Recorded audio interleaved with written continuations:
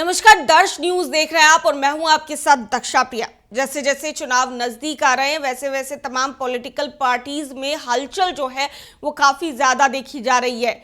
किसको कहां की सीट मिलेगी, किस पार्टी के खाते में कितनी सीट जाएगी, ये चर्चा खूब होती है। और उसी में से एक पार्टी रामविलास है, क्योंकि इस पार्टी की चर्चा इसीलिए भी हो रही है क्योंकि केंद्र में मंत्री चिराग पासवान है और चिराग पासवान ने पिछले दिन बयान दे दिया कि वो बिहार से राजनीति करना चाहते हैं, ज्यादा दिन वो केंद्र की राजनीति में नहीं रहना चाहते हैं। ऐसे में जब उनकी बातों की पुष्टि उनके जो नेता हैं वो करते नजर आए, उस पर सफाई देते नजर आए, तो ये साफ हो गया कि चिराग पासवान मन बना रहे हैं कि वो बिहार विधानसभा का चुनाव लड़ेंगे, लेकिन केंद्र से उन्हें इस्तीफा देना पड़ेगा। कई लोगों ने यह भी कहा, प्रशांत किशोर ने खुले तौर पर कहा कि केंद्र से इस्तीफा दे और आए बिहार में राजनीति करे। अब सवाल उठता है कि चुनाव है और इस चुनाव को लेकर के ज्यादा से ज्यादा सीटों की मांग जो है वो लोक जनशक्ति पार्टी रामविलास की ओर से की जा रही है एनडीए अलायंस में। पिछले दिनों आपने देखा होगा कि जेपी नड्डा से मुलाकात चिराग पासवान की किस तरीके से होती है। मैक्सिमम सीटों की बात उनकी पार्टी कर रही है और कहना है कि ज्यादा से ज्यादा लोगों को सीट देना चाहिए और अपना जन आधार जो है चिराग पासवान का जो 6% दलित वोट बैंक है वो तो है ही, लेकिन इसके अलावा भी अगर उनके विधायक ज्यादा होते हैं तो बिहार में उनका जन आधार और बढ़ेगा। और यही कारण है कि पार्टी की डिमांड है और अब ये डिमांड चिराग पासवान ने जेपी नड्डा के सामने रखी है। 35 से 40 सीटों की बात चिराग पासवान ने कही है जेपी नड्डा से, जो कि सूत्रों के हवाले से खबर है।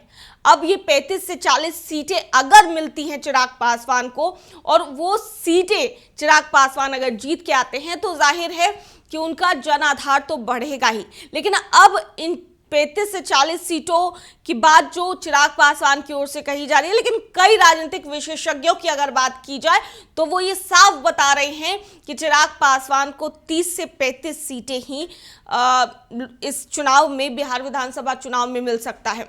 अब इसमें से कुछ कुछ संभावित नाम भी है, उनके भी नाम हम आपके सामने लेना चाहेंगे जिनको टिकट मिल सकता है और उनका टिकट लगभग कंफर्म माना जा रहा है। जैसे आप लोक जनशक्ति पार्टी रामविलास के प्रदेश अध्यक्ष राजू तिवारी की अगर बात की जाए तो उनका टिकट कंफर्म माना जा रहा है। काफी समय से राजू तिवारी सक्रिय हैं। चिराग पासवान के इर्द गिर्द कुछ उनके खास नेता हैं जो रहते हैं, उनमें से एक राजू तिवारी भी हैं। इसके अलावा बात की जाए संजय पासवान की, बेगूसराय के रहने वाले हैं, उनका अपना एक अलग जनाधार वहां पर है और वो लगातार चिराग पासवान के साथ चलते हैं। उनकी चर्चा लोकसभा चुनाव के समय भी हुई कि संजय पासवान लोकसभा चुनाव भी लड़ सकते हैं, लेकिन उनको टिकट नहीं मिला। अब विधानसभा चुनाव लड़ने की बात जो है वो कही जा रही है। इसके अलावा बात की जाए वेद प्रकाश पांडे की, तो वेद प्रकाश पांडे जो हैं वो चुनाव लड़ सकते हैं। संजय सिंह, जिनकी चर्चा वैशाली से खूब हुई कि वो चुनाव लड़ेंगे लोकसभा का, लेकिन वीणा देवी को टिकट मिला जिसके बाद उन्होंने उस पर जीत भी हासिल की। तो ऐसे में अब संजय सिंह लगातार तैयारी कर रहे हैं तो उन्हें भी टिकट मिलने की जो संभावना है वो काफ़ी ज़्यादा बढ़ जाती है। हुलास पांडे एक ऐसा नाम है जो कि चिराग पासवान के साथ ही रहते। एक और जो संभावित नाम की चर्चा खूब हो रही है वो है वैशाली से सांसद वीणा देवी की बेटी कोमल सिंह। जी हाँ, कोमल सिंह वैशाली से सांसद वीणा देवी और जेडीयू के एमएलसी दिनेश सिंह की बेटी हैं।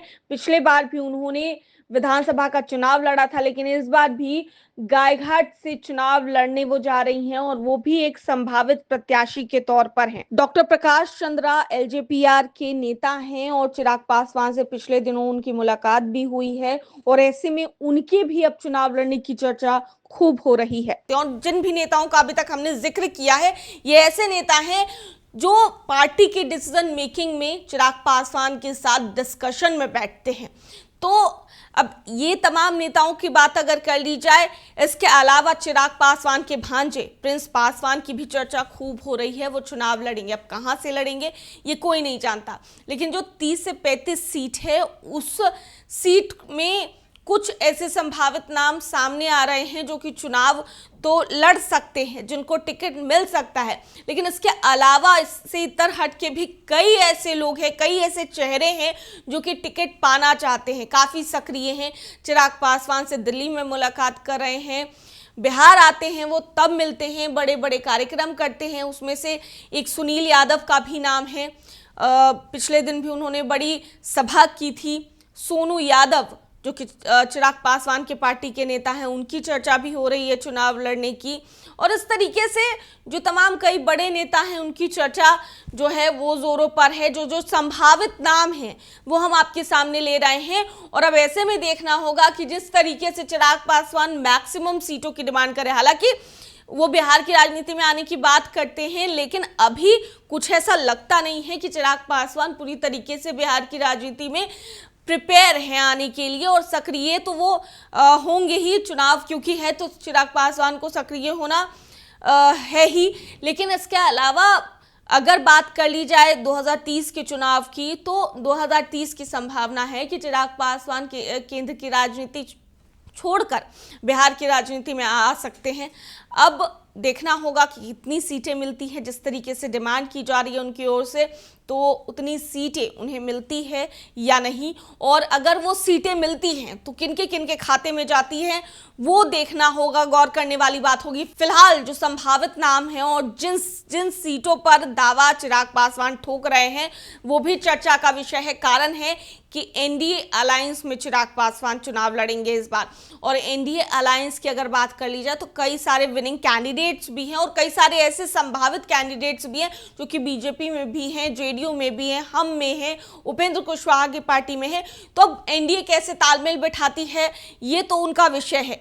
लेकिन कौन कौन से ऐसे संभावित नाम हैं जिन्हें टिकट मिलने की चर्चा खूब जोरों पर है और कितनी सीटों पर चुनाव लड़ेगी, ये एक देखने वाली बात होगी एलजेपीआर। दर्श न्यूज में फिलहाल के लिए इतना ही। बने रहिए हमारे साथ देश और दुनिया की तमाम खबरों के लिए। धन्यवाद।